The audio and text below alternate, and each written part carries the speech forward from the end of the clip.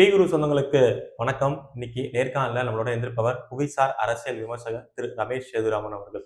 வணக்கம். வணக்கம் வணக்கம் சார். இன்னைக்கு பார்த்திருப்போம், மக்கள்கிட்ட ஒரு பெரிய அச்சம் வந்துருச்சு. அதுல மீடியாவும் ஒரு பங்குன்னே சொல்லலாம். கேஸ் தட்டுப்பாடு, அடுத்தது இப்ப பெட்ரோல் பங்க்ல இன்னைக்கு காலைல பார்த்திருப்போம், அந்த அளவுக்கு கூட்டம் எல்லாமே இருக்கு. இது ஒரு பக்கம், ஒரு பீதியும் இதுவும் இருக்கிறப்ப, இன்னொரு பக்கம் ஒரு செய்தி வருது. அந்த ஹெர்மூஸ் அப்படிங்கிற அந்த ஸ்ட்ரெய்ட்ட இவ்வளவு நாளா ஈரான் மூடி வச்சிருந்தாங்க. இப்ப அங்க நம்ம இந்தியா கப்பலுக்கு மட்டும் அனுமதி தந்திருக்காங்க அப்படிங்கிற ஒரு செய்தியும் வருது. இதெல்லாம் போறதுக்கு முன்னாடி இந்த போர் நடக்கிறதுக்கான காரணம் என்ன? இதை யார் ஆரம்பிச்சா? எங்க போய் முடிய போகுது? நமக்கு அதுக்கான பாதிப்புகள் என்ன? வணக்கம் சார், நல்லா இருக்கீங்களா? நல்லா இருக்கேன் சார். அதாவது கடைசியா நம்ம நாடு என்னைக்கு சார் போரை பார்த்துச்சு? கடைசியா நம்ம கார்கில் போர் வேணா சொல்லலாம். நியூஸ் பேப்பர்ல பார்த்தோமா? News paper. நம்ம தெருவில் போரை என்னைக்காவது நடந்து பார்த்துருக்கோமா? நம்ம உணர்ந்தது இல்லை. சரி, நம்ம தாத்தாவாவது பார்த்துருக்காரா? இல்லை. தமிழகத்துல இல்லை, மொத்த இந்தியாலேயே நம்ம தெருவில் போர் நடந்ததே கிடையாது இல்லையா? பார்டர்ல நடக்கும். சில பசங்க இறந்து போவாங்க, அவ்வளோதான்.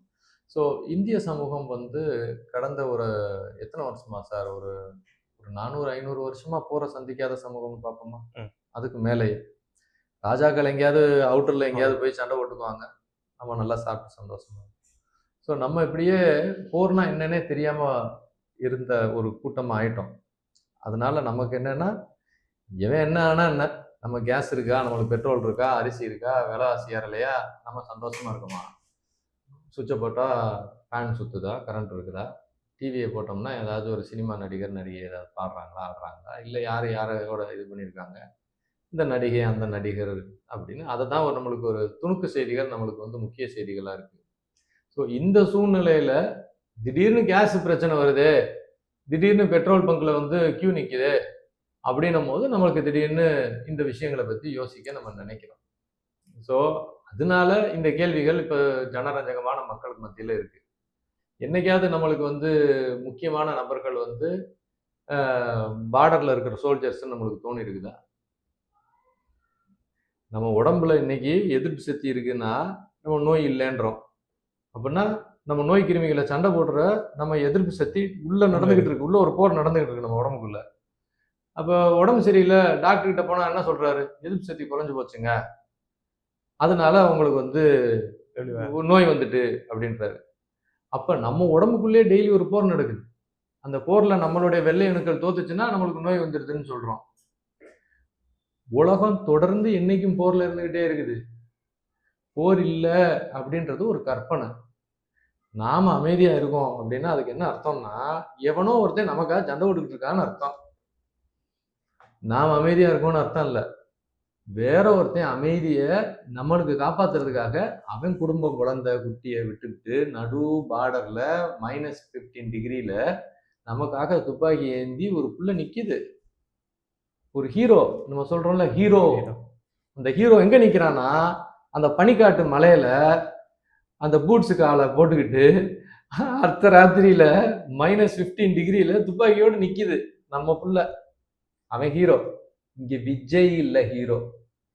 நம்ம நீங்களும் நானும் நம்ம புள்ள குட்டியும் இன்னைக்கு நிம்மதியா இங்க போர் இல்லாம இருக்கிறோம். நல்ல 3 வேளை சோறு திங்கிறோம், நல்ல பெட்ரோலை போட்டுக்கிட்டு டிவியை பார்த்துக்கிட்டு ஜாலியா புரணி பேசிட்டு இருக்கிறோம்னா அது காரணம் நம்ம பையன் அங்க நிக்கான். மிடில் கிளாஸ் பையன், ஏழை வீட்டு பையன், அரசியல்வாதி பையன், சினிமா நடிகன் பையன், பணக்கார கோடீஸ்வர வீட்டு பையன்லாம் பார்டருக்கு போக மாட்டான். நம்ம பிள்ளைகளும் மிடில் கிளாஸ் பிள்ளைகளும் ஏழை பிள்ளைய தான் போய் நிற்கும். இன்னைக்காவது வேற நாடுகளை போய் பாருங்க, அங்கெல்லாம் கட்டாயம் 12ஆம் கிளாஸ் முடிச்சுட்டா காலேஜ் சேர்றதுக்கு முன்னாடி குறைந்தபட்சம் 1 வருஷமாவது நீங்க போர் பயிற்சி போய் ட்ரைனிங் எடுக்கணும், ஆர்மியில வேலை செய்யணும். இஸ்ரேலாம் அப்படித்தான், நீங்க கட்டாயமா நீங்க போய் வேலை பார்த்துருக்கணும். இங்க எப்படியா இருக்குது? எவன் ஒருத்தன் ஆர்மியில் ட்ரைனிங் பண்ணலையோ அவன் அந்த ஊர்ல எம்எல்ஏ எம்பியா நிக்கக்கூடிய தகுதி கிடையாது. இங்க எப்படி இருக்கு? இங்க நேத்து வரைக்கும் டாஸ்மார்க்ல சரக்கு வித்துக்கிட்டு இருந்த பையன், கஞ்சா வித்துக்கிட்டு இருந்த பையன் எல்லாம் எம்எல்ஏ ஆயிடுவான். அவன் ஊர் அடிச்சு உலையில போடுறதுல ட்ரைனிங் ஆயிருப்பானா, நாட்டை பாதுகாக்கிறதுக்கு ட்ரைனிங் ஆயிருப்பானா? கொஞ்சம் கூட நாட்டுப்பற்று இல்லாத தலைவர்கள், நாட்டுப்பற்று இல்லாத மக்கள், சுயநலம் வரும்போது மாத்திரமே நாட்டை பத்தி யோசிக்கிறது. எனக்கு கேஸ் தீர்ந்து போச்சா, நாடு சரியில்லை, எங்களுக்கு மாத்திரம் வேலை இருந்து மோடி எல்லாத்தையும் கொடுத்துக்கிட்டே இருக்கணும். நேத்து வரைக்கும் உங்களுக்கு கொடுத்தாரு, அன்னைக்கு உங்களுக்கு அவருக்கு நன்றி சொல்ல உங்களுக்கு மனசு கிடையாது. இன்னைக்கு திடீர்னு பிரச்சனை ஆயிடுச்சு உலகம் ஃபுல்லானா உடனே மோடி மேல அப்போ இப்ப பார்த்தாலும் எனக்கு குடு குடு குடு. நாம என்னைக்கு சார் நாட்டுப்பற்றோட இருக்க போறோம்? ஸோ குறைந்தபட்சம் கொஞ்சமாவது நாட்டுப்பற்றுன்னு ஒண்ணு இருக்கணும். இப்போ உலகம் ஃபுல்லா ஒரு பிரச்சனை போகுது. இந்த பிரச்சனை ஏன் போகுது? இந்த பிரச்சனை போறதுக்கு 3 காரணங்கள் இருக்கு. முத காரணம், அமெரிக்கா தன்னுடைய டாலர் ஹெஜிமோனியை உலகத்துல பாதுகாக்கணும்னு நினைக்குது. டாலர் அப்படின்றது ஒரு தனி நாடுடைய லோக்கல் கரன்சி. ஆனா ஒரு தனி நாடுடைய லோக்கல் கரன்சி உலகத்துடைய வர்த்தக கரன்சியா ஆறுது 2ஆம் உலக போருக்கு அப்புறம். அந்த அந்த ஒரு செயல்றதுக்கு அப்புறமே அமெரிக்கா உலகத்தின் சர்வாதிகாரியா மாறுது. அமெரிக்கா உலகத்தின் சர்வாதிகாரியா மாறுறதுக்கு இல்ல வல்லரசா மாறுறதுக்கு அமெரிக்காவுக்கு வேற எந்த தகுதியும் கிடையாது. அமெரிக்க டாலர் உலகத்துடைய வர்த்தக கரன்சியா இருக்கிற ஒரே தகுதினாலேயே அமெரிக்கா இன்னைக்கு வல்லரசுன்ற ஸ்டேட்டஸ்ல உட்காந்துருக்கு. இன்னைக்கு அந்த வல்லரசு ஸ்டேட்டஸை கொஸ்டின் பண்ணக்கூடிய சூழ்நிலையில போகுது. சூழ்நிலை எதனால போகுதுன்னா, ஒருவேளை பெட்ரோலியம் அப்படின்றத அமெரிக்கா கண்ட்ரோல்ல வச்சிருக்கு. இப்ப எந்தெந்த நாடுகள் அமெரிக்க டாலரை கொடுத்து மாத்திரம்தான் பெட்ரோல் வாங்க முடியும்ன்ற சூழ்நிலை இருக்கோ அது வரைக்கும் தான் உலகத்துடைய வர்த்தக கரன்சியா அமெரிக்க டாலர் இருக்கும். நான் டாலர் கொடுக்காம என் லோக்கல் கரன்சியை கொடுத்து வாங்கிக்கிறேன்ற கண்டிஷன் வந்ததுன்னு வச்சுக்கோங்க, அமெரிக்க கரன்சியை எவனுமே சீண்ட கூட மாட்டான். அப்ப அமெரிக்கா தன்னுடைய வல்லாதிக்கத்தை தொடர்ந்து இந்த உலகத்துல நிலைநிறுத்தணும்னா உலக பெட்ரோல் வர்த்தகம் அப்படின்றது டாலர் மூலியமா மாத்திரம்தான் நடக்கணும் அப்படின்றதுல அது உறுதியா இருக்கு. ஸோ ஒரு பக்கம் அமெரிக்கா தன்னுடைய டாலரை வல்லாதிக்கத்தை வச்சுக்கணும்னா அது இந்த போரை கட்டாயம் பண்ணி ஆகணும். அதுக்காக அமெரிக்கா ஒரு சைடு இறங்குது. ஏன்னா அந்த ஏரியா ஃபுல்லா அமெரிக்காவோட கண்ட்ரோல் இருக்கு. 2வது, இஸ்ரேல் அப்படின்ற ஒரு நாடு 1948 நினைக்கிறேன் சுதந்திரம் வாங்கினதுக்கு அப்புறத்துல இருந்தே சுத்தி இருக்கக்கூடிய இஸ்லாமிய நாடுகள் அந்த நாட்டை தாக்க ஆரம்பிச்சிருந்து தொடர்ந்து பல போர்கள், இது வரைக்கும் 4-5 பெரிய போர்கள் நடந்திருக்கு. எல்லா இஸ்லாமிய நாடுகளும் சேர்ந்து இஸ்ரேலை தாக்கியிருக்கு. ஒவ்வொரு தடவையும் அந்த போர்ல 6 டே வாரணுவா 12 டே வாரணுவா இஸ்ரேல் எல்லா இஸ்லாமிய நாடுகளையும் சாத்துன்னு சாத்தி துரத்தி அனுப்பிடும். இது வரைக்கும் நடந்திருக்கு. ஆனா ஒரு பர்டிகுலர் டயத்துல ஒரு 35 வருஷத்துக்கு முன்னாடி இஸ்ரேல்ல ஒரு கூட்டம் அமையுது. அவங்க என்ன சொல்றாங்க, இனிமே இந்த இஸ்லாமிய நாடுகள் தொடர்ந்து நம்மளை சண்டை போட்டுக்கிட்டு இருந்தா வேலைக்கு ஆகாது, நாம ஒரு ஒரு செயல் செய்யணும்னு சொல்லி எழுதுறாங்க புஸ்தகத்துல. இதை நம்ம சொல்லல சார், அவங்க எழுதுற புஸ்தகத்துல இருக்கு, நெட்ல போய் பார்க்கட்டும். அதுக்கு பேரு கிரேட்டர் இஸ்ரேல் ப்ராஜெக்ட். யார் வேணாலும் நெட்ல இந்த கிரேட்டர் இஸ்ரேல் ப்ராஜெக்ட்ல என்ன சொல்றான் அப்படின்னு சொன்னோம்னா, ஆதி காலத்துல சாலமன் கட்டின கோயில்னு ஒண்ணு இருந்தது. இஸ்ரேலிய யூத கடவுளுக்கான ஒரு கோயில் ஒண்ணு இருந்தது. அந்த கோயில் இடிச்சுட்டானுங்க. இப்போதைக்கு அந்த இடத்துல ஒரு மசூதி இருக்கு. அந்த மசூதிக்கு பேரு அல் அக்ஸா மசூதி. இஸ்லாமியர்களுக்கு அது 3வது முக்கியமான மசூதி. அங்க இருந்து தான் பறக்கும் குதிரையில முகமது ஐயா வானத்துக்கு போனாருன்னு அவங்கள சில பேர் நம்புறாங்க. சரிங்களா? இப்ப அந்த மசூதியை திரும்ப கட்டணும், அதாவது அந்த கோயிலை திரும்ப கட்டணும்னு அந்த யூதர்களுடைய அமைப்பு சொல்லுது. எந்த இடத்துல? அந்த டெம்பிள் மவுண்ட்ல. Temple mount. டெம்பிள் மவுண்ட்னா என்ன அர்த்தம்? கோயில் மலை, அதர்வைஸ் மலை கோயில். சரியா? நான் புரியுற மாதிரி பேசுறேன்னா? இங்க ஒரு மலை கோயில் பிரச்சனை மதுரையில நடந்துகிட்டு இருக்கு பாருங்க, திருப்பரங்குன்ற மலை கோயில் பிரச்சனை. இதே பிரச்சனை தான், கொஞ்சம் மாத்தி போடுங்க. இஸ்ரேல்ல அங்கேயும் ஒரு மலை கோயில் இருக்கு. அது பேரு சாலமன் கட்டின மலை கோயில், அது பேரு டெம்பிள் மவுண்ட்.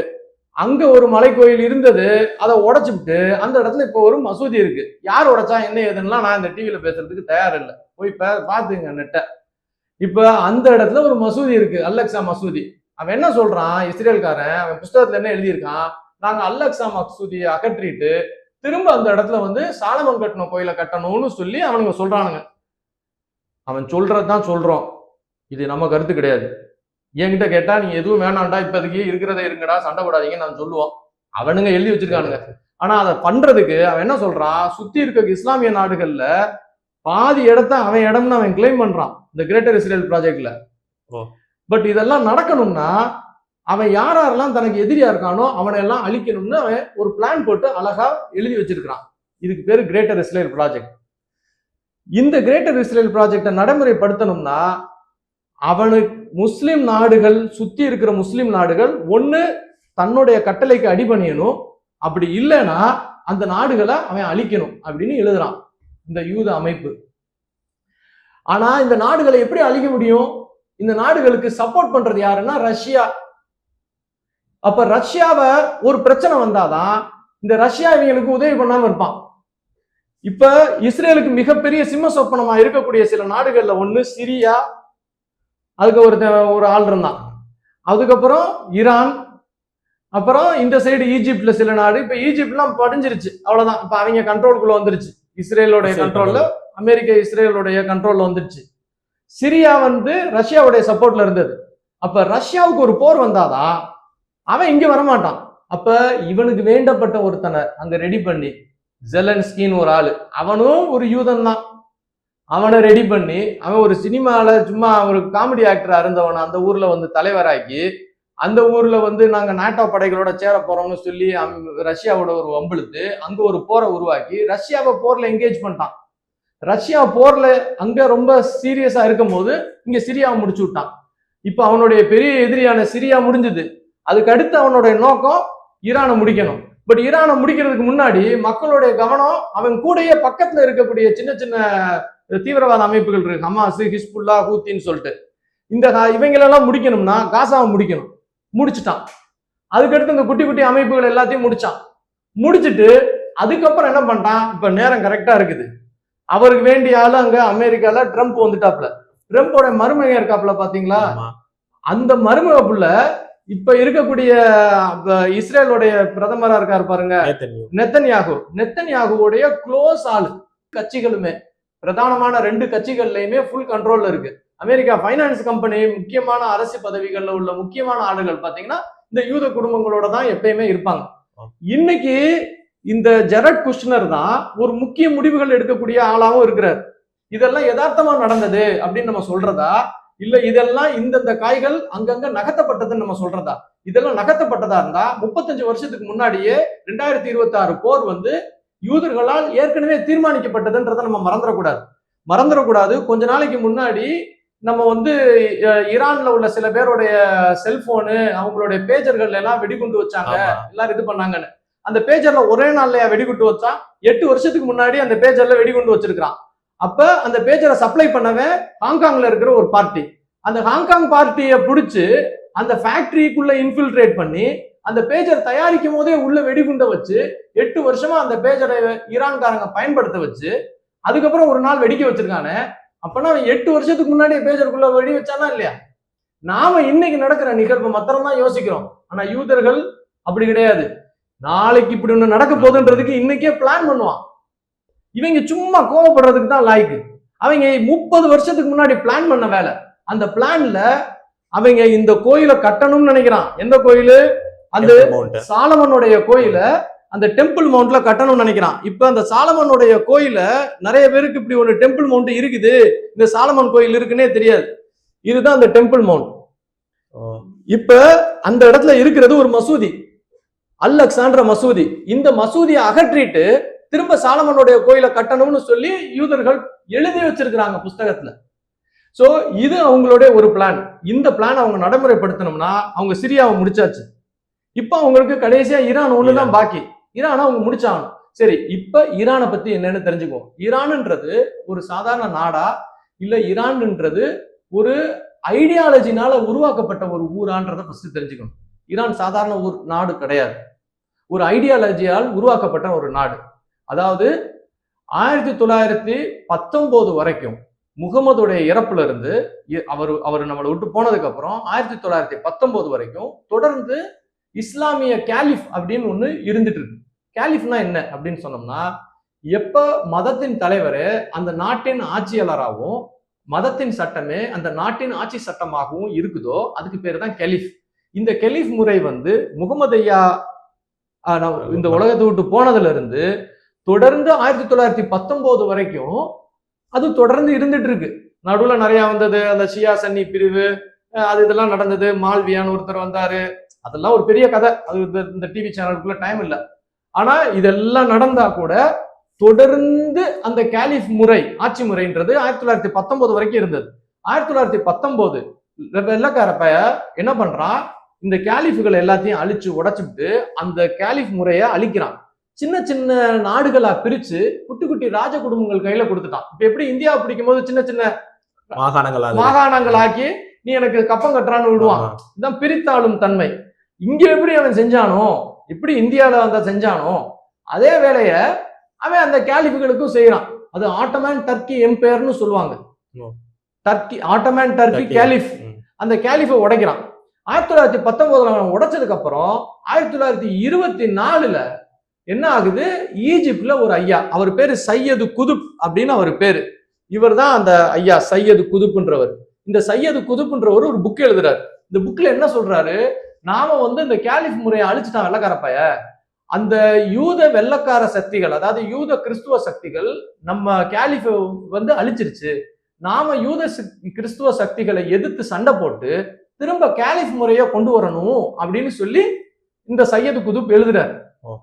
புஸ்தகம் அவர் மொத்தம் 72 புஸ்தகம் எழுதியிருக்கிறாரு. அதுல 50 புஸ்தகம் தடை செய்யப்பட்டது. ஆனா தடை செஞ்ச புஸ்தகத்தையும் நீங்க சவுத் அமெரிக்கன் யூனிவர்சிட்டியில ஆர்கைவ்ஸ்ல இருக்கு, நெட்ல டவுன்லோட் பண்ணி நீங்க படிக்கலாம்.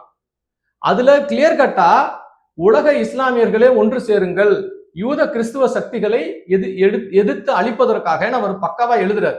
அவர் எழுதின அமைப்புல இருந்து உருவானதுதான் இஸ்லாமிக் பிரதர்ஹுட் அப்படின்ற அமைப்பு. இந்த இஸ்லாமிக் பிரதர்ஹுட்ன்ற அமைப்புல இருந்து வந்த கிளை பிரிவுகள் தான் இன்னைக்கு உலகம் ஃபுல்லா நீங்க பார்க்கக்கூடிய எல்லா இஸ்லாமிய தீவிரவாத அமைப்புகளுமே.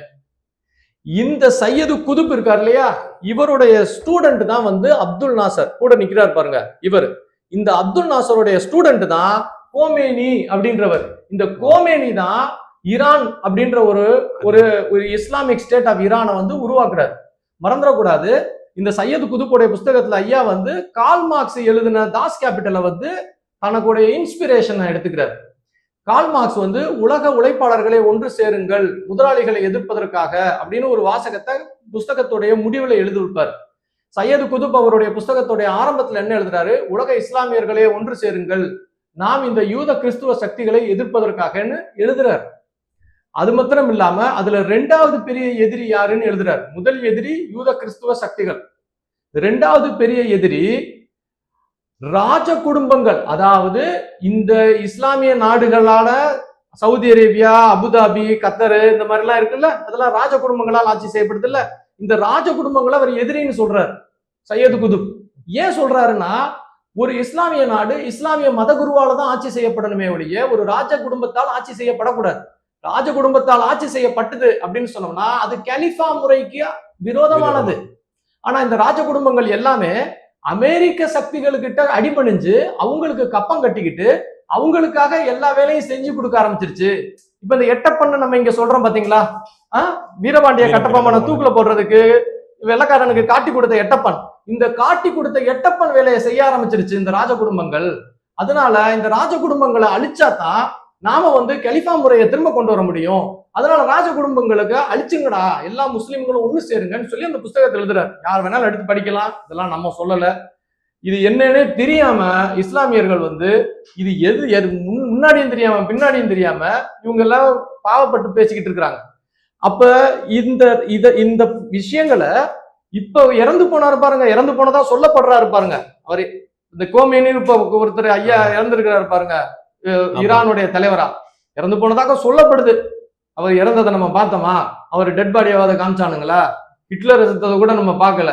அதனால நம்ம அவங்க சொல்றாங்க அவ்வளவுதான், நம்ம அந்த ஸ்டாண்ட்ல தான் எடுத்துக்க முடியும். சரி, இப்ப இறந்து போனதா சொல்லப்படுறவர் இருக்காருல்ல, அவரே நிறைய இடத்துல சொல்லியிருக்காரு இந்த ராஜ குடும்பங்களுக்கு விரோதமா. அது மாத்திரம் இல்ல, இப்ப சவுதி அரேபிய ராஜாவுடைய பையன் இருக்காரு பாத்தீங்களா, சல்மான் ஒருத்தர், அவர் வெளிப்படையா கோமேனி உலகத்தின் ஹிட்லரு, ஆனா கோமேனியை நம்ம முடிச்சு ஆகணும்னு சொல்லி வெளிப்படையா ஒரு டிவி சேனல்ல பேசியிருப்பாரு. இப்பயும் நெட்ல இருக்கு, யார் வேணாலும் எடுத்து பார்க்கலாம், இதெல்லாம் நம்ம ஒன்றும் சொல்லல. சோ ராஜ குடும்பங்களுக்கும் ஈரானுடைய தலைமைக்கும் இன்னைக்கு நேத்து லடாய் கிடையாது. ஏன்னா ராஜ குடும்பங்கள் எல்லாம் இஸ்லாமிய மக்களுக்கு சாதகமானது கிடையாது. ராஜ குடும்பங்கள் காசு எல்லாம் அமெரிக்கால தான் முதலீடா இருக்குது. ராஜ குடும்பங்கள் பெட்ரோல டாலர்ல தான் விற்கும். வித்து வர்ற காசையும், அதாவது வித்து வர்ற டாலரையும் திரும்ப அமெரிக்க ஷேர் மார்க்கெட்ல தான் இன்வெஸ்ட் பண்ணும். அப்ப திரும்ப அமெரிக்காவுக்கே போயிடுது. அப்ப ராஜ குடும்பங்கள் எல்லாமே அமெரிக்காவுக்கு சாதகமா இருக்கிறனால இஸ்லாமிய மக்களுக்கு அது உதவி பண்ணல. இதுதான் மெயினான விஷயம். சோ 3 சக்திகள் சண்டை போட்டுக்கிட்டு இருக்கு. ஒன்னு அமெரிக்கா தன்னுடைய டாலர் ஹெஜிமோனிக்கு, இஸ்ரேல் தன்னுடைய கிரேட்டர் இஸ்ரேல் ப்ராஜெக்டுக்கு, ஈரான் தன்னுடைய இஸ்லாமிக் ஐடியாவை வந்து உலகம் ஃபுல்லா பரப்பணும் அப்படின்னு சொல்ற அந்த சிந்தனைக்கு, அதாவது இஸ்லாமிய கேலிஃபேட்டுக்காக இந்த 3 சக்திகள் ஒண்ணுக்கு ஒண்ணு சண்டை போடுது. இந்த நிகர் சண்டையில தான் இப்ப நம்ம பாக்குறோம். இதுக்கு தனியா வெளியே 2 பேர் நிக்கிறான். அவன் யாருன்னா ரஷ்யாவும் சைனாவும். அவன் என்ன நினைக்கிறான், எவன் எக்கேடு கேட்டா என்னடா, உலகத்துடைய சர்வாதிகாரியா அமெரிக்கா டாலரோட இருக்கு. இந்த சண்டையில அமெரிக்கா வீக் ஆச்சுன்னா அது மூலியமா நம்ம எங்கேயாவது ஒரு இடத்துல வாழ்ந்துட மாட்டோமான்னு அவன் ஒரு பக்கம் நிக்கிறான். இதெல்லாம் கவனிச்சு பாத்தீங்கன்னா, இங்க வடை சென்னைன்னு ஒரு படம் வந்தது பாத்தீங்களா தமிழ்ல, அதுல பல ரவுடிகள் மாறி மாறி அடிச்சுக்குவான், அவனுக்குள்ள உள்குத்து இருக்கும், இதெல்லாம் படம் இருக்கும், படத்துல ஸ்கிரிப்ட் அது. அதே மாதிரிதான் இதுவும். பெரிய வட சென்னை, வட பெருசு, உலகம் ஃபுல்லா இந்த சக்திகள் ஒண்ணுக்கு ஒண்ணு நிகர் சமத்துல அடிச்சுக்கிட்டு இருக்குது. இந்த அடிச்சுக்கிட்டு இருக்கும் போது அந்த இடத்துல ஸ்ட்ரெயிட் ஆஃப் ஹார்மூஸ்னு ஒண்ணு இருக்குது. அந்த ஸ்ட்ரெயிட் ஆஃப் ஹார்மூஸை பிளாக் பண்ணிட்டானுங்க. இப்ப இந்த ஈரானை எல்லாருமே அண்டர் எஸ்டிமேட் பண்ணானுங்க. அதாவது ஈரான் சின்ன நாடு, அமெரிக்கா பெரிய நாடுன்னு. ஆனா மறந்துடக்கூடாது, எங்கெங்க மலைப்பாங்கான இடங்கள்ல போர் நடக்குதோ அங்கங்க எல்லாம் அமெரிக்கா ஜெயிக்கிறதுக்கு ரொம்ப கஷ்டப்படும். அதனாலதான் ஆப்கானிஸ்தான்ல அமெரிக்கா நிறைய இடத்துல தோத்து போச்சு, நிறைய கஷ்டப்பட்டுச்சு. ஏன்னா அந்த பொந்துக்குள்ள மலைக்குள்ள ஒருத்தன் உள்ள போய் உட்காந்துக்கிட்டு அங்க இருந்து மிசைல் அனுப்புறான், அங்க இருந்து ட்ரோன் அனுப்புறான்னா கஷ்டம். அமெரிக்கானால மேல இருக்கிற ரேடாரை பார்த்து குண்டு போட முடியாது. ஏன்னா குண்டு போட்டாலும் பொந்துல போய் ஒளிஞ்சுக்குவான், வெடிச்சதுக்கு அப்புறம் வெளியே வந்து திரும்ப அப்ப ஒண்ணும் பண்ண முடியாது. ஆனா சமநிலை சமதளத்துல ஒரு இடத்துல அமெரிக்கா சண்டைக்கு போச்சுன்னா கட்டாயமா அமெரிக்கா ஜெயிச்சிடும். அதனாலதான் ஈராக்ல அமெரிக்கா ஜெயிச்சது. ஏன்னா ஈராக் சமதளம். ஆனா நெட்ல பாத்தீங்கன்னா ஈரான் குட்டி குட்டி மலைப்பாங்கான பொந்துகள் நிறைஞ்ச ஒரு பகுதி, அங்க உள்ள உட்காந்துக்கிட்டு தான் இவன் வந்து ட்ரோன் அனுப்புறான், மிசைல் அனுப்புறான். அதுல வந்து அமெரிக்கா சண்டை போட்டு ஜெயிக்கிறதுன்றது வந்து ரொம்ப கஷ்டமானது.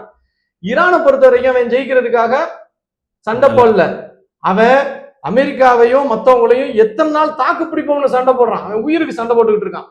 இந்த போரை கரெக்டா பாத்தீங்கன்னா எங்க ஊர் மதுரை, எங்க ஊர்ல அந்த கோழி சண்டை நடக்கும். அந்த கோழி சண்டையில அந்த தாத்தா சொன்னாரு, இதே உன் கோழி தோக்காம பாத்துக்கிட்டா ஒரு தடவை ஜெயிச்சோம்டா, ஆனா அவன் கோழி ஜெயிக்கல நான் தோத்துருண்டான்னாரு. எனக்கு அந்த தாத்தா சொன்னது புரியல.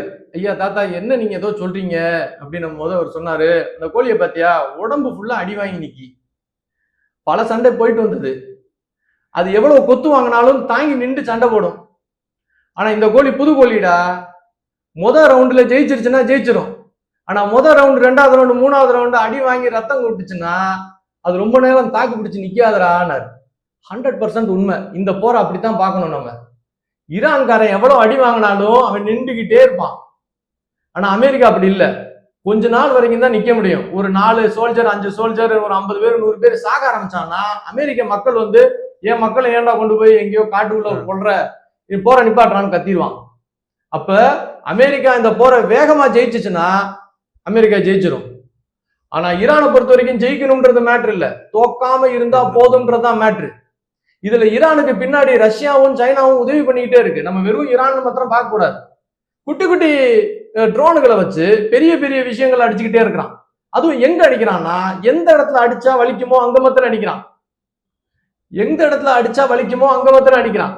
அதாவது ஒரு காளமாடு இருக்கு, காளமாடு ஒரு 10 காளமாடு ஒன்னா சேர்ந்து ஒரு பெருச்சாலையும் அது பக்கத்துல இருக்கிற 4 சுண்டலையும் எதுக்கு வருதுன்னா, இந்த எலிகளால சேர்ந்து அந்த காளமாட்டை அடிக்க முடியுமா? முடியாது. ஆனா அந்த எலி ஒருவேளை காளமாட்டோட நுணங்கால போய் கடிச்சிச்சுன்னா ரத்தம் போக போக காளமாட்டினால நிக்க முடியாது, உட்காந்துரும். அந்த மாதிரிதான் இந்த போர். எந்த இடம் அமெரிக்காவுடைய வீக்னஸ் பாக்குறான். அமெரிக்காவுடைய ஒரே வீக்னஸ் அங்க இருக்கக்கூடிய ராஜ குடும்பங்களும் அந்த ஜிசிசி கண்ட்ரிஸும் தான். ஏன்னா அமெரிக்க டாலர்லயே பெட்ரோலை வித்த டாலரை திரும்ப அமெரிக்க ஷேர் மார்க்கெட்ல இன்வெஸ்ட் பண்ணிட்டு அமெரிக்கா பணக்கார நாடு அப்படின்னு சொல்லி ஒரு டிராமா கட்டிக்கிட்டு இருக்கிறியா? இதெல்லாம் உன்னுடைய ஜிசிசி கண்ட்ரீஸ்ல இந்த ராஜ குடும்பங்கள்னால தானே. உன்னுடைய டீசாலினேஷன் பிளான்ட்ல கொண்டு போய் குண்டை போடுறேன். அதாவது உன்னுடைய தண்ணி தயாரிக்கிறல்ல, கடல் தண்ணிய குடி தண்ணியா மாத்திரிய அந்த டீசாலினேஷன் பிளான்ட்ல போய் குண்டை போடுறேன். உன்னுடைய பெட்ரோலியம் ரிஃபைனரியில குண்டை போடுறேன். அப்ப என்ன ஆகும்? நீனே பத்தி எறிவ. சவுதி அரேபியா, துபாய், அபுதாபி, நீ என்னமோ பெரிய பாதுகாப்பான ஊர் மாதிரி நடிச்சிட்டு இருக்கியா? உனக்கு ஆர்மியும் கிடையாது, மிசைலும் கிடையாது, ஒண்ணும் கிடையாது. அமெரிக்காவுடைய கொடைக்குள்ள நின்றுகிட்டு நீ என்னமோ பெரிய நாடுன்னு பெரிய பில்டிங் கட்டிட்டா நீ பெரிய ஆளா? உனக்கு தண்ணி இல்லாம பண்றேன், சோறு இல்லாம பண்றேன். உன் சோறு எங்க இருந்து வருது? ஸ்ட்ரைட்டா ஹார்மூஸ்ல தானே. ஒரு கப்பல் உள்ள போகாது, வெளியே வராது. போ, நீ எங்கிட்டு சாப்பிடுறேன்னு பாப்போம்னு சொல்லி ஈரான் கரெக்டா அடிக்கிறான். அடிச்சா இந்த நாடுகள் எல்லாமே அமெரிக்க டாலர்ல இனிமே வித்துட்டு அமெரிக்கால பணம் போடுமா? அதுக்கே காசு இல்லாம போயிடும். துபாயில வந்து 1 கோடி பேர் இந்தியனே இருக்கான். அந்த ஊர்ல உள்நாட்டுக்காரன் ரொம்ப கம்மி. அவங்களுக்கு எல்லாம் எப்படி சோறு கிடைக்கும்? தண்ணி இல்லைன்னா அவங்க அங்க இருக்குவான்னா ஊரை காலி பண்ணி வந்துருவான். வெறும் மொட்டை குட்டு பில்டிங்கா வச்சுக்கிட்டு என்ன பண்ண போற நீ? உள்ள ஆள் இருக்கணும்ல. ஒரு பெரிய நகரம்ங்க துபாய். என்னங்க வெறும் கட்டடமா இருக்கு, ஆளே காணா. இருந்தாங்க ஒரு காலத்துல ஆளுங்க. அப்புறம் இந்த ஈரான்காரன் குண்டை போட்டான், எல்லாரும் ஓடி போயிட்டாங்க. இப்ப எங்க இருக்கு? யாருமே இல்லைங்க. எங்க ஆளுங்க மொத்தம் இருக்கும். உங்க ஆளுங்க மொத்தம் என்ன? ஒரு 15, ஒரு 1 லட்சம் பேர், 2 லட்சம் பேர். இதனால வரைக்கும் 2 லட்சம் பேர் தான் இருந்தீங்களாடா துபாய் ஷேக்கு. மிச்சம் இருந்தவன்லாம் எங்க ஊருக்காரனா? எங்க ஊருக்காரன் தான் ஊரே கட்டினானா? இப்ப பிரச்சனைனா ஓடி போயிருவான்ல நம்மால. இப்ப அந்த ஊர்கள் எல்லாம் அப்படி நாசமா போச்சு, போய்கிட்டும் இருக்கு. இப்ப அமெரிக்காவுக்கு டாலர் போகுமா? போகலைன்னா அமெரிக்கா தொடர்ந்து ஹெஜிமோன்னு சொல்றதுக்கு இனிமே என்ன வாய்ப்பு இருக்கு? அப்ப இவன் சாதாரண ட்ரோன்களை வச்சு ஒரு பெரிய சாம்ராஜ்யத்தை போட்டு அடிச்சுக்கிட்டே இருப்பான். அந்த எலி போய் கடிச்சுட்டு வரும். இவன் எப்படி திரும்ப போய் அடிக்க போறான் அவனை? வாய்ப்பு எங்க இருக்கு? ஆனா இந்த போரை அமெரிக்கா வேகமா முடிக்கணும்னா 2 சம்பவம் நடந்தாதான் முடியணும். ஒண்ணு, இவன்கிட்ட ரஷ்யாவும் சைனாவும் தொடர்ந்து உதவி பண்ணிட்டு இருக்குல்ல பேக்டோர்ல, அது நிப்பாட்டி இந்த இந்த குட்டி குட்டி மிசைலு, குட்டி குட்டி அந்த பறக்கும் ட்ரோன் செய்யக்கூடிய வாய்ப்பு இல்லாம போனா அவங்கிட்ட ஆயுதம் இருக்காது, போர் நின்றும். அப்படி இல்லையா, ஒருவேளை அமெரிக்கா வந்து மேல இருந்து ஒரு அணு ஆயுதத்தை கொண்டு போய் போட்டு எல்லாரையும் மொத்தமா கொண்டுட்டானா அந்த ஊர்ல அந்த ஏரியா ஃபுல்லா அழிஞ்சு போகும். திரும்ப அமெரிக்கா ஜெயிச்சுன்னு பிரகடனம் பண்ணலாம். ஆனா அது நடக்குமா? எனக்கு தெரிஞ்சு அது நடக்காது. அமெரிக்கா அதை செய்ய வாய்ப்பு இல்லை. உலக நாடுகள் அமெரிக்காவுக்கு அகேன்ஸ்டா போயிடும். இல்லைன்னா இன்னொரு வாய்ப்பு என்ன? அது ஏற்கனவே பிளான் பண்ணி வச்சிருக்காங்க இந்த இஸ்ரேல்காரங்க. இந்த சவுதி அரேபியாவும் பாகிஸ்தானும் ஒரு ட்ரீட்டி போட்டிருக்கு. அதாவது பாகிஸ்தானுடைய சோல்ஜரை தலைக்கு $6000 காசு வாங்கிட்டு அசீம் முனீர்ன்ற ஒரு ஆளு மொத்தமா குத்தியைக்கு விட்டுருக்கிறான். இந்த பாவப்பட்ட பாகிஸ்தான் இஸ்லாமிய சோல்ஜர்ஸ்களை இஸ்லாமிய மக்களை கொல்றதுக்கே அனுப்ப போறானுங்க. எதுக்குள்ள? ஈரானுக்குள்ள. எப்படி பேர்ல அனுப்ப போறாங்க? நாங்க அனுப்பல, நாங்க சவுதி அரேபியாவுக்காக அனுப்புறோம். யார கொல்றதுக்கு? இஸ்லாமிய மக்களை கொல்றதுக்கு. எங்க இருந்து? பாகிஸ்தான்ல இருந்து. கொடூரமானவங்களா? ஏண்டா, ஒரு இஸ்லாமிய மக்களை கொத்து கொத்தா கொல்றதுக்கு இஸ்லாமிய நாடான பாகிஸ்தான் படைகளை அனுப்புறதுக்கு தலைக்கு $6000 கான்ட்ராக்ட் போட்டு எழுதி வாங்கியிருக்கியே, நீ எல்லாம் மனுஷனா? ஏதாவது இஸ்லாமிய அமைப்பு ஜமாத்து கேக்குதா? அதுவும் காசை எங்க கொண்டு போற? லண்டன்ல இருக்கிற இந்த அசீம் முனீருடைய பொண்டாட்டி அக்கௌண்ட்ல போய் போட்டிருக்கான். எவனாவது கேட்டானா? எவ்வளவு பெரிய பாவ செயல்! இதை கேட்க மாட்டான் ஒருத்தனும். இங்கே வந்து நம்மளை வந்து மோடி இங்க இப்படி பண்ணிட்டாரு அப்படின்னு இங்க வந்து இங்க இந்த பேர் என்ன, யுஎஸ் எம்பசிக்கு முன்னாடி வந்து போய் நின்றுட்டு இருப்பாங்க, அதுல போய் கத்திட்டு இருப்பான். ஏன்னா நீங்க எல்லாம் இதை பத்தி எவனுமா கேட்க மாட்டீங்களாடா? அங்க அசீம் முனீர் எவ்வளவு பெரிய கொடூர செயலை செஞ்சுக்கிட்டு இருக்கிறான், இதை கேட்க மாட்டாங்க. ஆனா அந்த பிளான் தான் இவங்களுக்கு. இந்த பாகிஸ்தான் சோல்ஜர்ஸ் உள்ள நடந்து போய் கொல்லணும். அமெரிக்காவுடைய சோல்ஜரை உள்ள இறக்க மாட்டான். ஏன்னா அமெரிக்கா சோல்ஜர் ஒரு 10 பேர் செத்தானா அவன் ஊர்ல கத்திடுவான். இப்பே ஒரு 6 பேரை 7 பேர் ஏதோ கொஞ்சம் பேர் இறந்து போனதா சொல்றான். அதுக்கே அங்க வந்து சவுண்டு கொடுக்க ஆரம்பிச்சிட்டாங்க அந்த மக்கள். இஸ்ரேல் என்னைக்குமே தன்னுடைய சோல்ஜர்ஸ் இறக்காது. ஏன்னா இஸ்ரேல் கிட்டே அவ்வளவு சோல்ஜர்ஸ் கிடையாது. ஸோ பாசிபிளா என்ன ஆகும்னா இவன் தான் உள்ள இறக்குவான். யாரு? பாகிஸ்தான்காரன் உள்ள இறக்குவான். ஆனா இன்னைக்கு வரைக்கும் யாருக்கும் தெரியாத ஒரு கேள்வி என்னன்னா, உள்ள அணு ஆயுதம் இருக்குன்னு சொன்னானுங்கல்ல. ஆமா, இந்த அணு சக்தி, அதாவது யுரேனியம் 235 வந்து செறிவூட்டப்பட்ட, அதாவது செறிவூட்டப்பட்டனா கான்சென்ட்ரேட் பண்ணப்பட்ட யுரேனியம் 235 இருக்குன்னு சொன்னான். அது என்ன செறிவூட்டப்பட்ட அப்படின்னு சொன்னோம்னா, ஒரு யுரேனியம் 235 சுத்திகரிப்பு பண்ணணும். சுத்திகரிப்பு பண்றது நீங்க ஒரு 70% மேல பண்ணீங்கன்னா அது அணுகுண்டு தயாரிக்கிறதுக்கு யூஸ் பண்ணலாம். நீங்க 40% பக்கத்துல பண்ணீங்கன்னா அதை வந்து உங்களுடைய கரண்ட் தயார் பண்றதுக்கு நீங்க பயன்படுத்தலாம். இந்த 60% யூஸ் பண்ணீங்கன்னு வச்சுக்கோங்களேன், அது வெடிக்கும், அணுகுண்டு மாதிரி வெடிக்கும். ஆனா அது பக்கவான அணுகுண்டா இருக்காது. ஆனா இவன் என்ன சொன்னான் போன தடவை, ட்ரம்பும் சொல்லிட்டாப்ல, இவனுமே அந்த மீட்டிங் ஒமான்ல எங்க போய் மீட்டிங் பண்ணானுங்கல்ல, அதுல இவங்களே ஒத்துக்கிறானுங்க, எங்க கிட்ட 60% மேல செறிவூட்டப்பட்ட யுரேனியம் இருக்குது. அப்படின்னு சொல்லிட்டானுங்க. அதை வச்சு நாங்க மொத்தம் 18 அணுகுண்டுகளை தயாரிக்கக்கூடிய சக்தி எங்களுக்கு இருக்குன்னா யாரு? ஈரானும் சொல்லிட்டான், அமெரிக்காவும் ஒத்துக்கிட்டான். அதை வச்சுதான் நான் குண்டை போடுறேன்னா. அது வரைக்கும் நமக்கு எல்லாம் தெரியும். 2 தரப்பும் ஒத்துக்கிட்டானுங்க. இவங்க கிட்ட அந்த அணுகுண்டு தயாரிப்பு பண்ற யுரேனியம் இருக்கு. 60% வச்சு அணுகுண்டு செய்ய முடியுமானா செய்ய முடியும். அது பேர் என்னன்னா டர்ட்டி பாம் அப்படின்னு சொல்றாங்க. அதாவது வெடிக்கும், பல லட்சம் பேரை கொலை செய்யும், ஆனா ரேடியேஷன் ஜாஸ்தி வரும். ஹீட் வேவோட ரேடியேஷன் ஜாஸ்தியா இருக்கும். அதனாலயே அது வெடிச்சு முடிச்சதுக்கு அப்புறமும் பல வருடங்கள் அங்க பல பல மனிதர்களுக்கு கேன்சரை உருவாக்கி சேதப்படுத்தும். அவ்வளவு கொடூரமான விஷயம். இந்த மொத்தமா 90% செறிவூட்டப்பட்டுச்சுன்னா உடனே ஆளை காலி பண்ணிடும். இந்த 60% செறிவூட்டப்பட்டதுன்னா ஆளை வச்சு காலி பண்ணும். அதனால ரொம்ப அதுக்கு பேரு டர்ட்டி பாம். இப்ப 60% செறிவூட்டப்பட்ட யுரேனியம் எங்க கிட்ட இருக்கு. அதை வச்சு எங்களால 18 பாம் செய்ய முடியும்னு அவன் சொன்னான். இன்னைக்கு வரைக்கும் அந்த 60% தயாரிக்கப்பட்ட அந்த 18 அணுகுண்டும் எங்க இருக்குன்னு யாருக்கும் தெரியாது. ஆனா இங்கிட்ட அங்கிட்டும் பஸ் போய், அது பேர் என்ன, ட்ரெய்லர் போய்கிட்டு இருக்குன்னு அவன் மேல இருந்து சேட்டலைட்டை பார்த்து சொல்றான். இன்னைக்கு யாருக்காவது தெரியுமா? இவ்வளவு பெரிய போரும் எதுக்காக செஞ்சான்? இந்த பாம்பை வச்சிருக்கிறான், இந்த பாம்பை அவன் தலையிலையாவது போட்டுருவான்னு சொல்லி தானே சொல்லிட்டே இருந்தான். மேலும் இஸ்ரேல் என்ன சொல்லுச்சு? நாங்க ஒரு சின்ன நாடு. இஸ்ரேலுக்கு இன்னொரு பேர் இருக்கு, ஒன் பாம் நேஷன் வானுங்க. அது என்னப்பா ஒன் பாம் நேஷன்னா? ஒரு பாம்பு போட்டாலே இஸ்ரேலுன்ற ஊரே இருக்காது பாவத்தை. ஏன்னா அந்த பரப்பளவே சின்ன பரப்பளவு. இப்ப இந்தியாலாம் பெரிய ஊரு, ரஷ்யாலாம் ரொம்ப பெருசு. ஒரு குண்டு போட்டு அந்த நாட்டெல்லாம் அழிக்க முடியாது. ஏன்னா நாடு பெரிய நாடு. ஆனா இஸ்ரேல்ன்றதே சின்ன ஊரு. இவன் என்ன சொல்றான், நான் 18 குண்டு வச்சிருக்கேன்டா, எனக்கு ஒரு குண்டு போதுண்டா உன்னை அழிக்கன்னு இவன் சொல்லிக்கிட்டு இருக்கான். ஆனா இன்னைக்கு வரைக்கும் இவன் குண்டு எங்க இருக்குன்னு எவனுக்கும் தெரியாது. இவ்வளவு பெரிய சூழ்நிலை இருக்கும் போது போர் ஒரு வாரத்துல நிக்கும்னு யாராவது ஒருத்தவங்க சொன்னா அது நம்புற மாதிரியாங்க இருக்கு? இந்த போர் நிக்கிறதுக்கெல்லாம் வாய்ப்பு எனக்கு தெரிஞ்சு, இந்த போர் நின்றுச்சுன்னா பெரிய அதிசயம். அது ஒரு வாரத்துல நின்றுச்சுன்னா. ஆனா போர் ஒரு வாரம் தாண்டிச்சுன்னா நிறைய விஷயங்கள் மாறும். அதுல ஒண்ணு, நமக்கு இன்னும் கேஸ் பிரச்சனை வரும், இன்னும் பெட்ரோல் டீசல் பிரச்சனை இந்தியாவுக்கு கட்டாயமா வரும். இந்திய அரசை பொறுத்த வரைக்கும் இந்திய அரசு இந்தியா ஃபுல்லா ஒவ்வொரு டிஸ்ட்ரிக்ட் வாரியா 9 கோடவுன் 10 கோடவுன் அரிசி பருப்புக்கு கோடவுன் கட்டுச்சு நரேந்திர மோடி அரசு வந்ததுக்கு அப்புறம். அதுக்கு முன்னாடி கிடையாது. அதனால ஃபுட் செக்யூரிட்டி நம்ம கிட்ட இருக்கு. 3 வருஷத்துக்கு நம்ம இந்தியாவுக்குள்ள கப்பல் வரல, வெளியும் போகலைனாலும் இந்தியாவில் இருக்கக்கூடிய 148 கோடி பேருக்கும் 3 வேளைக்கு நல்ல சோறு சாப்பிட்றதுக்கு நரேந்திர மோடி நம்மளுக்கு ஆசீர்வாதம் பண்ணி வச்சிருக்கிறார். காங்கிரஸ் டயத்துல அது கிடையாது. அப்பெல்லாம் நீங்களே பார்த்திருப்பீங்க, ஊருக்கு வெளியே அரிசி மூட்டையை அடிக்கி மேல தார்பாய் போத்தி வச்சிருப்பானுங்க. இன்னைக்கு அப்படி கிடையாது. பக்காவான கோடவுன் எல்லா இடத்துலயும் கட்டிட்டாங்க. சென்ட்ரல் கவர்மெண்ட், ஸ்டேட் கவர்மெண்ட் கட்டல.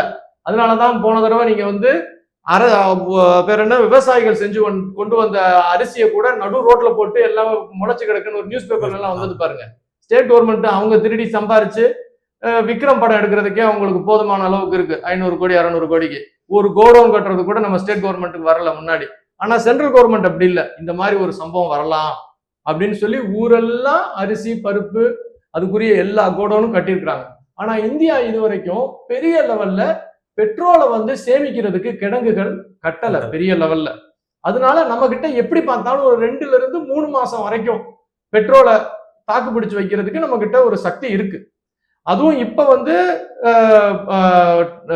இவர் இருக்காருல, புட்டின் ஐயா 19 மில்லியன் பேரல் நம்மளுக்கு குரூட் ஆயில கொடுக்குறேன்னு சொல்லியிருக்கிறாரு. இந்த கஷ்டமான சூழ்நிலையில நம்ம எல்லாம் நன்றி உணர்ச்சியோட இருக்கணும் ரஷ்யா கிட்ட. இப்ப எவ்வளவோ பேர் ஏதோ சினிமாக்காரனுக்கெல்லாம் போஸ்டர் அடிக்கிறான்ல, தலைவா ஊன்லாம் வாதிரினால, எவனாச்சும் ஒருத்தன் உண்மையிலேயே இந்த நாட்டுப்பற்று உள்ளவங்க இருந்தா தேங்க்யூ ரஷ்யான்னு ஒரு போஸ்டர் அடிக்கணும், இல்ல தேங்க்யூ ரஷ்யான்னு ஒரு ஹேஷ்டாகாவது போடணும். நன்றி சொல்லணும் முதல்ல ரஷ்யாவுக்கு. இன்னைக்கு நேத்து இல்ல, ஒவ்வொரு தடவையும் இந்தியாவுடைய சரித்திரத்துல இந்தியா மிகப்பெரிய கஷ்டத்துக்குள்ள போகும்போது நம்மளுக்கு ஒரு பெரிய தோழனா, நம்மளுக்கு வலது கையா இருந்து நம்மளை காப்பாத்தினது ரஷ்யா. அதை மறந்துடவே கூடாது மக்கள் நாம. சோ இப்பயும் அவர் 19 மில்லியன் பேரலை நம்மளுக்கு கொடுக்க போறார். ஆனா அது கப்பல்ல இறங்கி நம்மளுக்கு டிஸ்ட்ரிபியூட் பண்றதுக்குலாம் ஒரு லேக் டைம் இருக்கு. அதனால நம்ம ஒரு குறிப்பிட்ட அளவுக்கு நம்ம 100% இந்த போர் இன்னும் 2 வாரத்துல நிக்கலைன்னா நம்ம பெட்ரோல் பிரச்சனையை சந்திப்போம், நம்ம கேஸ் பிரச்சனையை சந்திப்போம். இப்ப நானே என்ன பண்ணிருக்கேன்னா, சரிடா அடுத்து பெட்ரோல் பிரச்சனை வரப்போகுதுன்னு சொல்லி ஒரு சின்ன வண்டி ஒண்ணு, எலக்ட்ரிக் வண்டி ஒண்ணு போய் புக் பண்ணிட்டு வந்துட்டேன். ஏன்னா அடுத்து கொஞ்ச நாள் கழிச்சு எலக்ட்ரிக் வண்டி புக்கிங்க்கும் பயங்கர கிரேஸ் ஆக போகுது நான் நினைக்கிறேன் என் பர்சனலா. அதே மாதிரி வீட்டுல கேஸ் சிலிண்டர் அலையாதீங்கப்பா. இண்டக்ஷன் ஸ்டவ்ல அழகா சமைக்குதுன்னு சொல்லி இப்ப 2-3 நாள் எங்க வீட்டுல இண்டக்ஷன் ஸ்டவ்ல தான் சமைக்கிறாங்க. நல்லா சமைக்குது. ஏன்னா அந்த பாத்திரம் மாத்திரம் புதுசா வந்து வைக்க சொல்றாங்க. ஏன்னா கரண்ட் நம்ம நாட்டுக்கு பிரச்சனையே கிடையாது. நரேந்திர மோடி ஆட்சியில நம்ம கரண்ட் உற்பத்தி தடவை அதிகப்படியா ப்ரொடியூஸ் பண்றோம். இந்தியாவுக்கு எவ்வளவு கரண்ட் தேவையோ அதோட அதிகமா கரண்ட் ப்ரொடியூஸ் பண்றது இந்த ஆட்சியில தான். இதுக்கு முன்னாடி இந்திய சரித்திரத்துல அது நடந்ததே கிடையாது. என்னைக்குமே வந்து கரண்ட் தட்டுப்பாடுன்றது இந்தியாவுக்கு வந்து ஒரு சாபக்கேடு மாதிரி இருக்கும். இப்பதான் கடந்த 2-3 வருஷமா நரேந்திர மோடி ஆட்சியில எல்லா பக்கமும் சோலார் பிளான்ட் போட்டு நம்ம அதானி அம்பானின்னு திட்டிகிட்டே இருக்கோம்ல. நம்ம ஒரு பக்கம் அவங்கள திட்டிக்கிட்டே இருப்போம், அவங்க ஒரு சைடு கரண்ட்டை செஞ்சு கொடுத்துக்கிட்டே இருப்பாங்க, அவங்க கரண்ட்டை நம்ம பயன்படுத்திக்கிட்டே இருப்போம், அவங்க கரண்ட்டை பயன்படுத்தி சார்ஜ் போட்டு தான் போன்ல திட்டுவோம். ஆனா கரண்ட் வந்துகிட்டே இருக்கு, கரண்ட் பிரச்சனை நம்மளுக்கு வராது. முடிஞ்ச வரைக்கும் யாராவது டூ வீலர் அது இது ஏதாவது கரண்ட்ல போடுற மாதிரி ஏதாவது பண்ணிக்கிட்டா தடை இருக்காது. இல்லைன்னா வாரத்துக்கு ஒரு மணி நேரம் 2 மணி நேரம் பெட்ரோல் பம்புக்கு முன்னாடி போய் நிக்கணும்ன்றத இனிமே அவசியமா இந்த போர் முடியறதுக்குள்ள வர்றதுக்கு வாய்ப்பு ஜாஸ்தி. இவ்வளவு கஷ்டத்துலயும் நமக்கு கஷ்டம் தெரியாம பாத்துக்கிட்டாரு மோடின்றதுக்கு கொஞ்சம் கூட நன்றி உணர்ச்சி இல்லாம நம்ம மக்கள் இருக்கிறது ஒரு சாபக்கேடு. ஏன்னா சில வீட்டுல எல்லாம் பாத்தீங்கன்னா அப்பங்காரன் பல கஷ்டத்துல இருப்பான், ஆனா பிள்ளைக்கு கஷ்டம் தெரியாம வளர்த்துருவான். அதுக்கு என்ன பண்ணுங்க, நான் உனக்கு ஐபோன் கேட்டேன் நீ வாங்கி கொடுக்க மாட்டேன்ட்டேன்னு அப்பனை போய் திட்டுங்க. அவன் ஊரெல்லாம் கடன் வாங்கிட்டு அவ்வளவு கஷ்டத்துல இருக்கான். அவன் அப்பங்காரன், ஆனா அவ்வளவு கஷ்டத்துல இருந்தாலும் பிள்ளைக்கு கஷ்டம் தெரியாம வளர்த்துருவான். அந்த மாதிரி நம்ம பிரதமர் எவ்வளவு கஷ்டம் இருந்தாலும் நமக்கு கஷ்டம் தெரியாம நம்ம கொண்டு வந்துட்டாரு. உலகம் ஃபுல்லா போர் இருக்குதா, நமக்கு போர் இல்லாம பாத்துக்கிட்டாப்ல.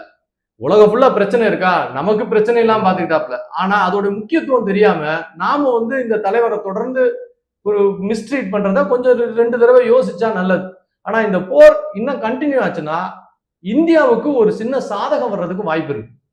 எந்த வகையில சாதகம் அப்படின்னா, இப்ப அமெரிக்காவுடைய ஷேர் மார்க்கெட் கூடிய விரைவில் விழுந்துரும். ஏன்னா முதல்ல நான் உங்ககிட்ட சொன்னேன் இல்லைங்களா, இன்வெஸ்ட்மெண்ட் பண்ணது. ஆமா, இவன் இந்த ஜிசிசி கண்ட்ரிஸ் இன்வெஸ்ட்மெண்ட் நின்றுச்சுன்னா அமெரிக்க ஷேர் மார்க்கெட் விழுகும். அமெரிக்க ஷேர் மார்க்கெட்டு எல்லா பணத்தையும் இப்ப கடந்த ஒரு 6 மாசமா இந்த ஏஐ டேட்டா சென்டர்ல தான் போடுறான். இந்த ஏஐ டேட்டா சென்டர் துபாயில எல்லாம் வச்சு கட்டி வச்சிருந்தான். அதுல எல்லாம் கரெக்டா குண்டை போட்டு இந்த எல்லாத்தையும் உடைச்சிட்டான். இப்ப கூட நியூஸ்ல பாத்தீங்கன்னா அமேசான் டேட்டா சென்டர் வாஸ் ஹிட்லாம் வந்து இங்கிலீஷ் நியூஸ்ல வந்திருக்கும். அப்ப அதெல்லாம் உடைச்சுட்டான். இப்ப அந்த வெள்ளக்கார பையெல்லாம் என்ன நினைக்கிறான், ஐயோ இனிமே நம்ம இந்த துபாய் நம்பி டேட்டா சென்டர் போடுறது வேஸ்ட். இப்போதைக்கு சேஃபா உள்ள நாடு, எந்த நாடோடையும் பகையா இல்லாத நாடு இந்தியா தான். அதனால இந்தியாவை போய் டேட்டா சென்டர் போடுவோம்னு சொல்லிட்டு இவனுங்க எல்லாம் டேட்டா சென்டர் இங்க கொண்டு வந்து முதலீடு பண்ணுவானுங்க. அப்ப இந்தியாவில முதலீடு ஜாஸ்தியா வர்றதுக்கு, ஏஐ முதலீடு ஜாஸ்தியா வர்றதுக்கு வாய்ப்பு நிறைய இருக்கு. இது பாயிண்ட் 1. அங்க ஷேர் மார்க்கெட் விழுந்ததுன்னா அங்க முதலீட்டாளர்கள் எல்லாம் இனமே வந்து இந்தியா தான் சேஃபான ஊருன்னு இந்திய ஷேர் மார்க்கெட்ல பணம் முதலீடு பண்ணலாம். அப்ப இந்திய ஷேர் மார்க்கெட் டெவலப் ஆக ஒரு வாய்ப்பு இருக்கு. ஆனா உடனே வாய்ப்பு இருக்குன்னு நான் சொல்லல. அமெரிக்கா விழுகும் போது நம்மளும் விழுவோம். ஏன்னா இந்தியாவில முதலீட்டாளர் 47% இந்திய ஷேர் மார்க்கெட்ல முதலீடு பண்றது வெள்ளக்காரப்பைய தான். அப்ப அவன் விழுகும் போது நம்மளும் விழுவோம் கட்டாயம். இதெல்லாம் இன்னும் நடக்கல, இனிமே நடக்க போகுதுன்றத சொல்ல வர்றோம். அப்ப நம்மளும் கஷ்டம் விழுவோம்.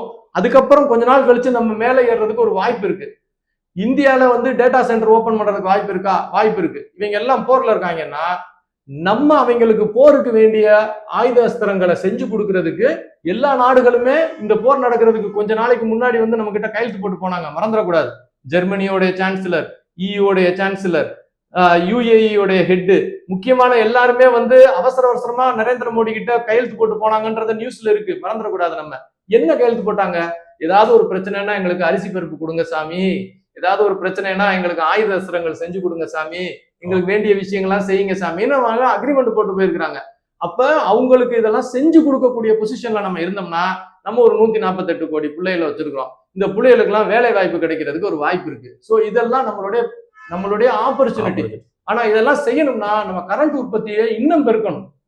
அப்ப இன்னும் அதிக சோலார் பவர் பிளான்ட் போடணும், இன்னும் அதிகமா முடிஞ்ச வரைக்கும் அணு மின் நிலையங்களை ஓபன் பண்ணோம்னா. ஏன்னா அதாவது முதலீடுகள் வருதுன்னா அவங்க கிட்டையும் போய் பிச்சை எடுக்கிற மாதிரி அவங்க கிட்ட இருக்கிறத புடிங்கி தின்னு சுரண்டிக்கிட்டு இருக்கிறதெல்லாம் கொஞ்சம் தள்ளி விட்டுட்டு டைரக்டா சென்ட்ரல் கவர்மெண்ட்டே சில விஷயங்கள்ல கண்ட்ரோல் பண்ணி இந்த திருட்டு பசங்களை எல்லாம் கொஞ்சம் இந்த முதலீடாளர்களை வந்து தொந்தரவு பண்ணாத மாதிரி பண்ணோம்னா நமக்கு இது ஒரு பெரிய வாய்ப்பா இருக்கவும் ஒரு சான்ஸ் இருக்கு. ஆனா எக்காரணத்தை கொண்டும் எந்த போர்லையும் நம்ம போயிடக்கூடாது. இந்த பாகிஸ்தான்காரனோ ஆப்கானிஸ்தான்காரனோ இல்ல வேற எவனோ ஒருத்தர் பங்களாதேஷோ நம்மளை வந்து ஏதாவது நடுவுல வந்து வாடா சண்டைக்கு நம்மளை கூப்பிட்டா கூட சண்டைக்கு மாத்திரம் போகக்கூடாது. இந்தியா சண்டைக்கு மாத்திரம் போகாம இப்போதைக்கு நடக்கிற விஷயங்களை வெளியே இருந்து பார்த்துக்கிட்டே இருந்தா கட்டாயமா மிகப்பெரிய நல்ல விஷயம் இந்தியாவுக்கு வர்றதுக்கு வாய்ப்பு இருக்குன்னு நான் நம்புறேன். இந்த போர் வேகமா முடியுமா நீ என்கிட்ட கேட்டா, இந்த போர் வேகமா முடியறதுக்கு சான்ஸ் ரொம்ப கம்மி. அப்படி ஒருவேளை உலக அதிசயமா இந்த போர் ஒரு 2 வாரத்துல முடிஞ்சால், அது முடிஞ்சதுன்னு நம்பாதீங்க. அது கங்கு அமர்ந்து திரும்ப இன்னொரு தீக்கா வெயிட் ஆகுதுன்னு தான் நம்ம நினைக்க முடியும். அப்போ ரொம்ப அதிர்ச்சியான தகவலும் சொல்லியிருக்கீங்க, நல்லதும் சொல்லியிருக்கீங்க. இவ்வளவு நேரம் உங்க நேரத்தை நம்ம தளத்தை வந்து பயந்தமைக்கு ரொம்ப நன்றி. நல்லதே நடக்கும். வாழ்க வளமுடன்.